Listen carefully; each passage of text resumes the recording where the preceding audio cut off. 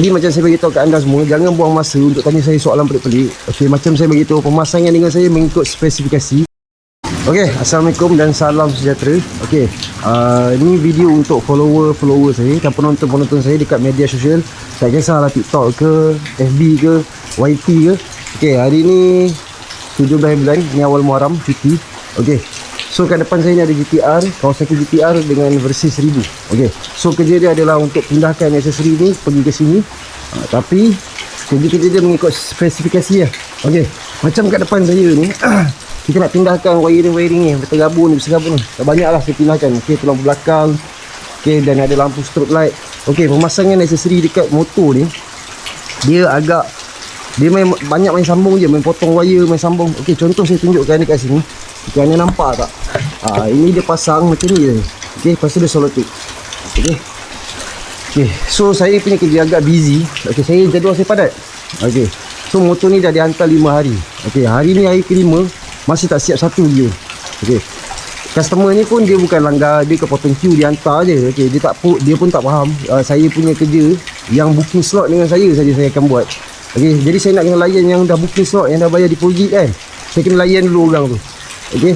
Dan saya bukan buat satu kerja, banyak lagi kerja saya buat. Okey.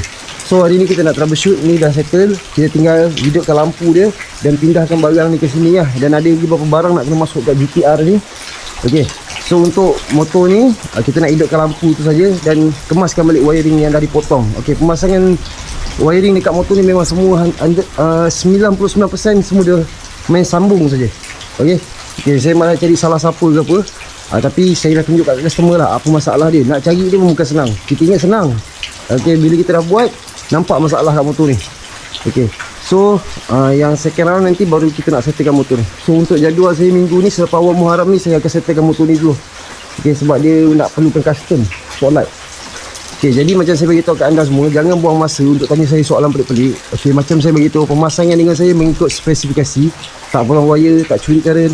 Okey, jadi kalau ada masalah dekat aksesori tu saja yang short. Okey, kalau dah macam ni wire berserabut, boleh ke sehari siap. Okey, nampak ah. Ini baru ni. Yang ni sebab saya dah clearkan lah. Nampak bersih sikit. Okey, so jangan buang masa untuk tanya saya soalan pelik-pelik. Okey, harga saya boleh dengar lagi. Okey, saya tahu ada orang buat lagi mahal daripada saya. Tapi kerja pun macam hauk juga kadang-kadang.